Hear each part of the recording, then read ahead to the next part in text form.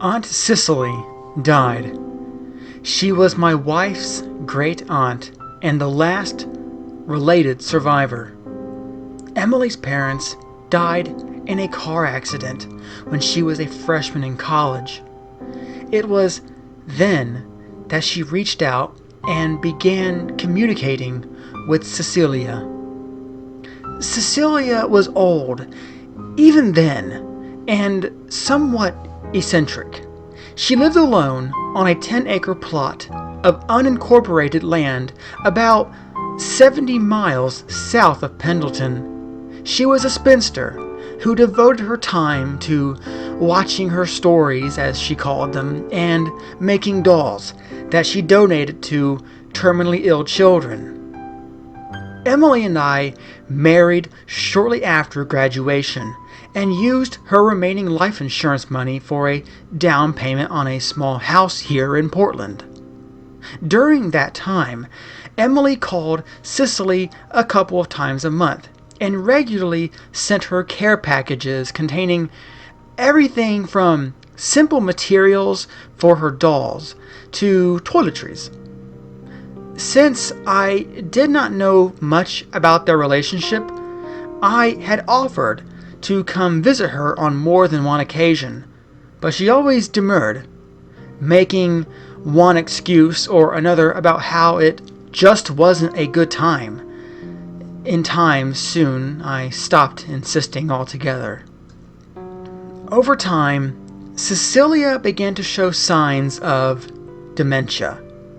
It began small, often with repeating the same story or asking the same question 2 or 3 times in a row. It was a slow decline at first, that soon began to worsen. On more than one occasion, I found Emily crying after speaking with her over the phone. "She's perfectly normal at first, then she starts talking about those damn dolls," she would explain to me. "Mr. Stringy is fighting," or "Mr. Stringy won't stop bothering Ralphie." Ralphie was Cicely's dog. He wandered into her home and on her land, so he decided to stay. He spent his days hunting rabbits or stealing Cicely's spools of thread just to annoy her. From time to time, my wife would receive repeated unanswered calls from Cecilia. Things would get very tense around the house.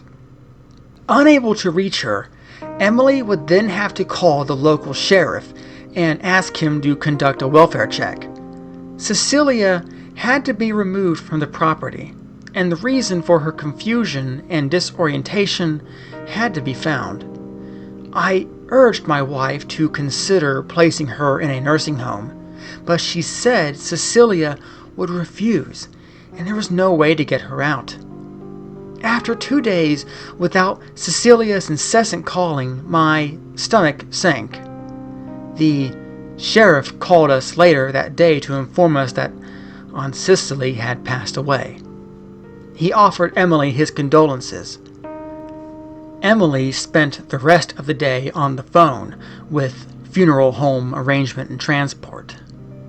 As it turned out, Cecilia had prepared for everything in advance, so there technically wasn't much to it other than making the actual call. She had requested and paid in advance for cremation, asking only that her ashes be spread on her land, and that my wife be named her sole heir and executor. I spent the next day doing my best to convince her. I told her that she would regret not going, that she was family and she was nice enough to leave her land for us. She finally relented, and we left the next morning. We didn't know where to stay, so we took our camping gear and travel food as a precaution. That afternoon, after a collection of wrong turns, we ended up at a gas station to ask for directions. Inside a mini-mart, we found the local sheriff, who had stopped for a cup of coffee. He told us that he was glad someone was coming out to Cecilia's old house. It was a shame the way she lived there alone. He gave us directions, pointing out places to look since most of the roads were unmarked. On our way, he pulled us aside and gave me a pained look. "You're not thinking about seeing her, are you?" he wondered, staring blankly at the road to avoid eye contact. "I don't think so. At least, my wife didn't say anything about it," I replied.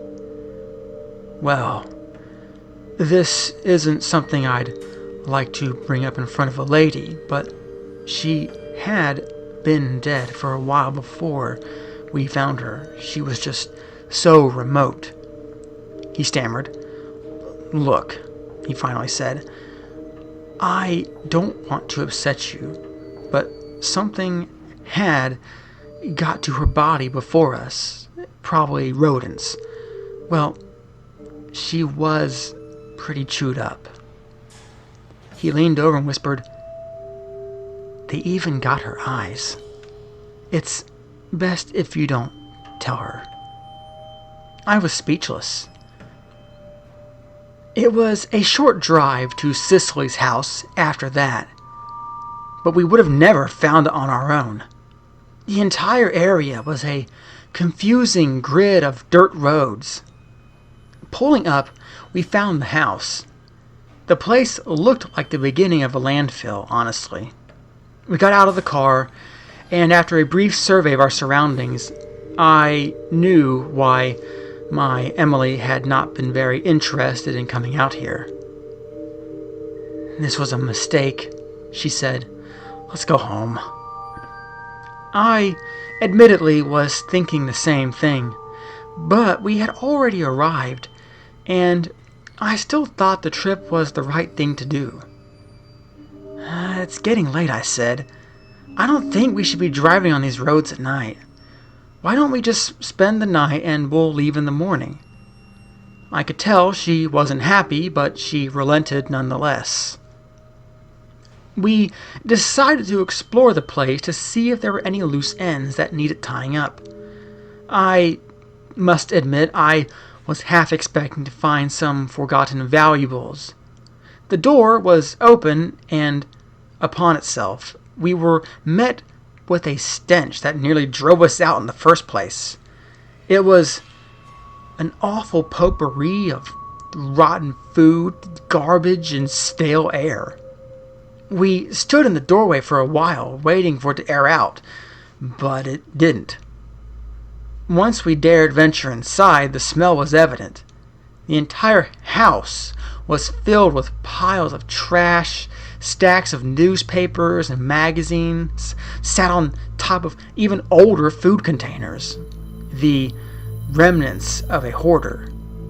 The kitchen was littered with dirty dishes, all with foods in various forms of decomposition.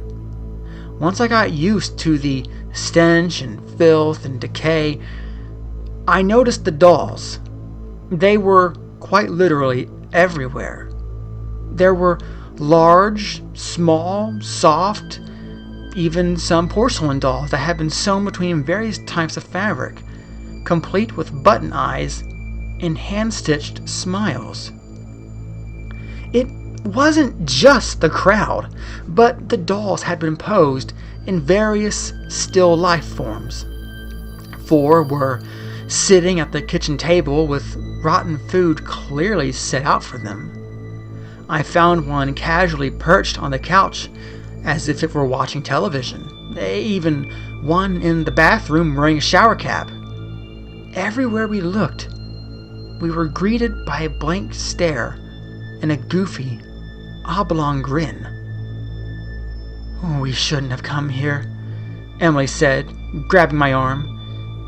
She was right at this point. I thought I could find her some solace here, not realizing that her last relationship had lived in misery and neglect. We slowly made our way through each room. I was still keeping a sharp eye out for buried treasure, scanning piles of junk for anything that might be halfway valuable. Venturing into a narrow hallway leading to the bedrooms, we found something entirely different. Dolls lined the wall. All of them were mutilated to some degree. In the guest bedroom, we found one with a pair of sewing scissors stuck to its forehead, and another impaled on a fireplace poker. It was as if we had wandered into the scene of a doll mafia murder scene. All of those years of judging Cecilia's erratic behavior as simply eccentric or just a touch of dementia were betrayed by the ugly face of mental illness. In the master bedroom, the views were all the same, except that all of the dolls in this room were missing their eyes. If you looked closely, you could see loose threads hanging from the fabric, clear signs of trauma. There was an overturned bookshelf blocking most of the room, forcing us to walk across the bed to get to the other side. It was there I finally noticed a large, trunk-like box against the wall. It appeared to be antique and possibly the only valuable item in the entire home. I tried to lift the lid, but it was locked. I considered what I was doing, but decided against it for fear of appearing insensitive in front of my wife. We were walking to the other side of the bed to leave the room when I noticed a large, old-fashioned key on the nightstand. Without thinking, I plucked it up and went back to the trunk. The key was a match, and a moment later I had the lid lifted. I expected to find a stash of cash, jewelry, or at least some kind of family heirloom. But all I found was a doll. It was soft like the others and about 40 centimeters tall. It had red thread for hairpins and ebony eyes.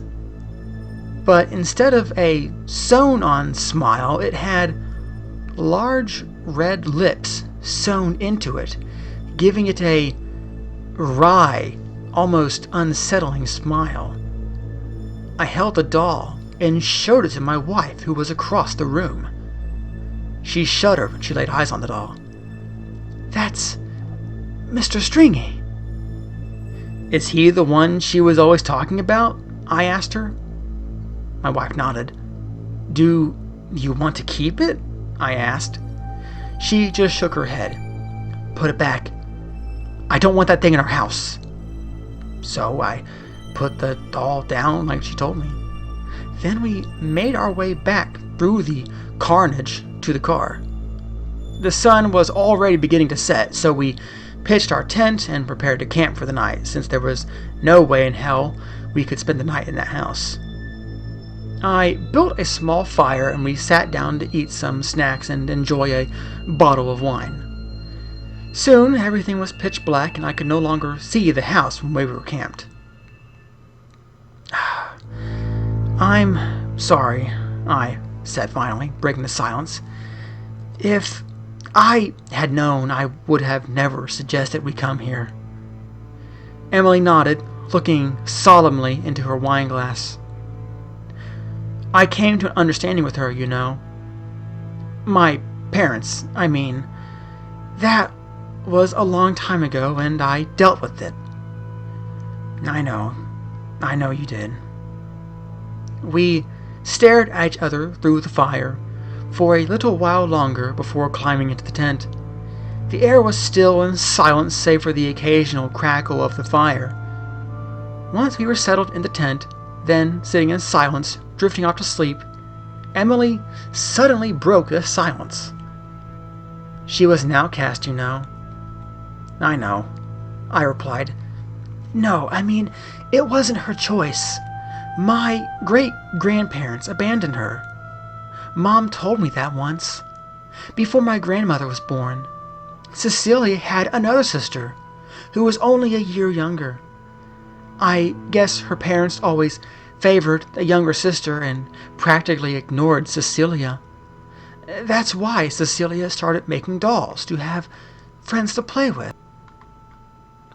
It was not long after she made Mr. Stringy that the younger sister became very ill and was bedridden.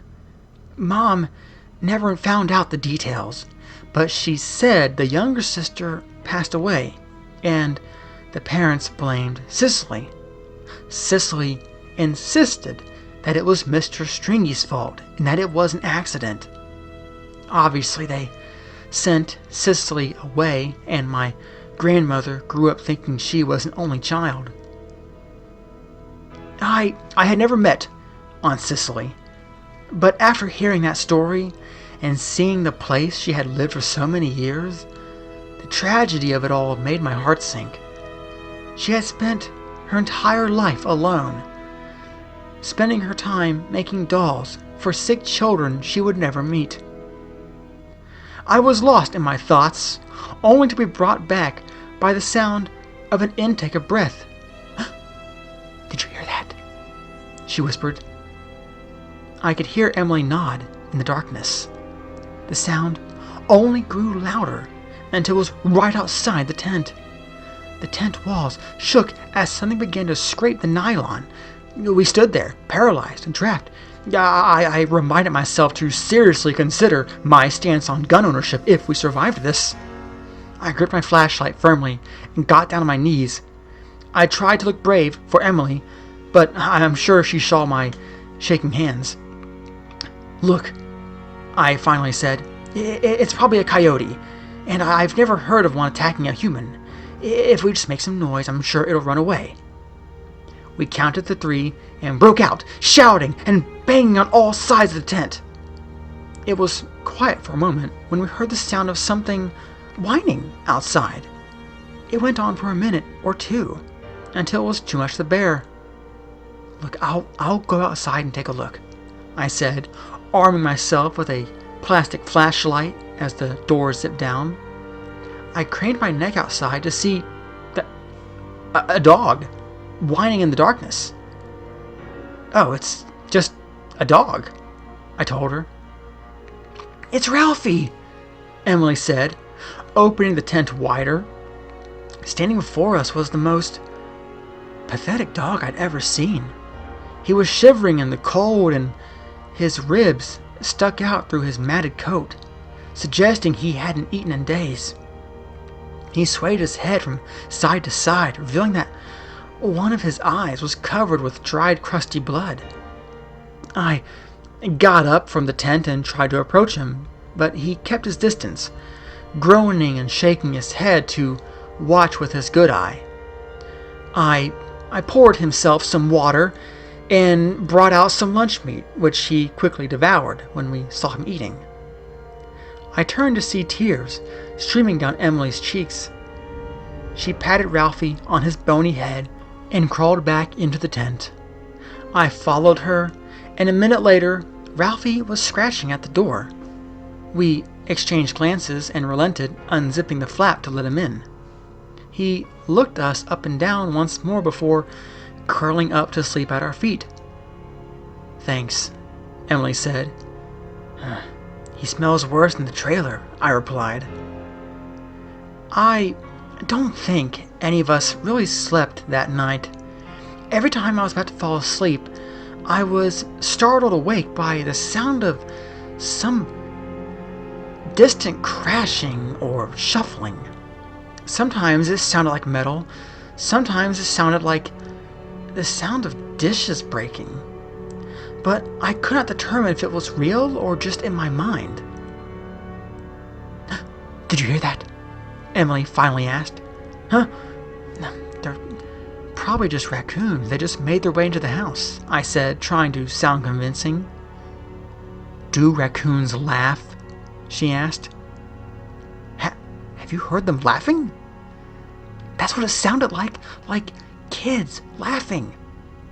"Well, raccoons have loud calls. I guess they could have a sound like laughter," I said, hoping it was true.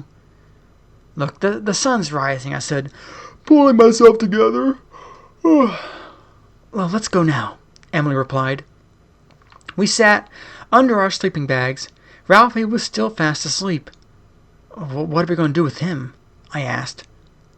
Emily replied that we could decide what to do later, but that she would not be leaving him. I shook him and called his name. Ralphie, get up. I kept shaking him, but he wouldn't budge, and he was cold. I looked at my wife and saw tears in her eyes again. We stepped over him and out of the tent, where we were surprised to see it was still dark outside.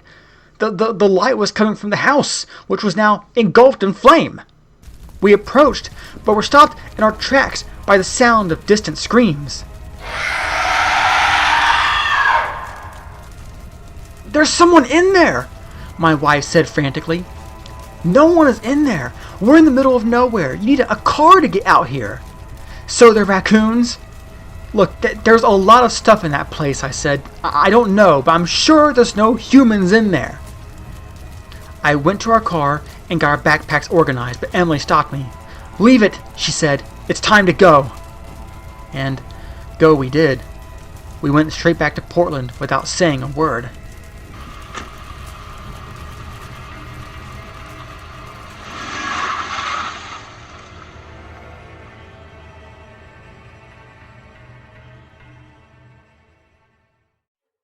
I was home a couple of weeks later when the mailman came to our door with a package. At first, I assumed Emily had just ordered something online like she always did. I was disabused of that idea when I saw the return address. Who is it? She called from the kitchen. No one, just someone selling something, I mumbled.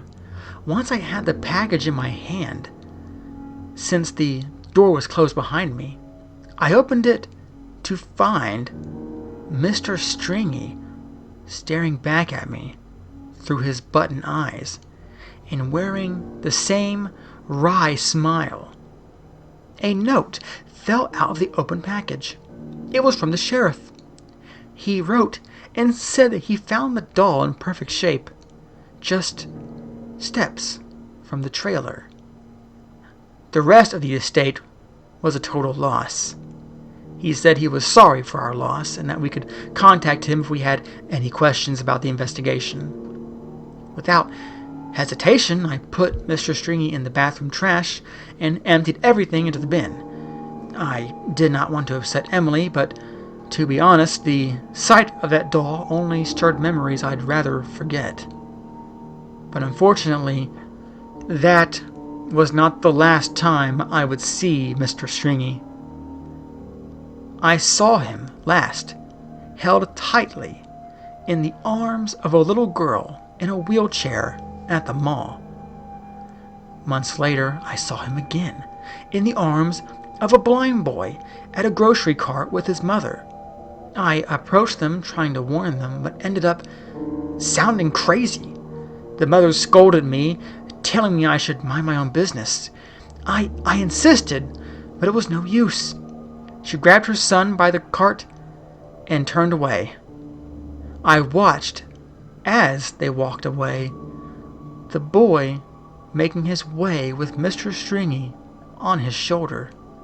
His ebony eyes stared directly into mine. I know he was in an inert state, but I swear I saw Mr. Stringy's red lips reveal a grotesque grin with yellow, fang-like teeth.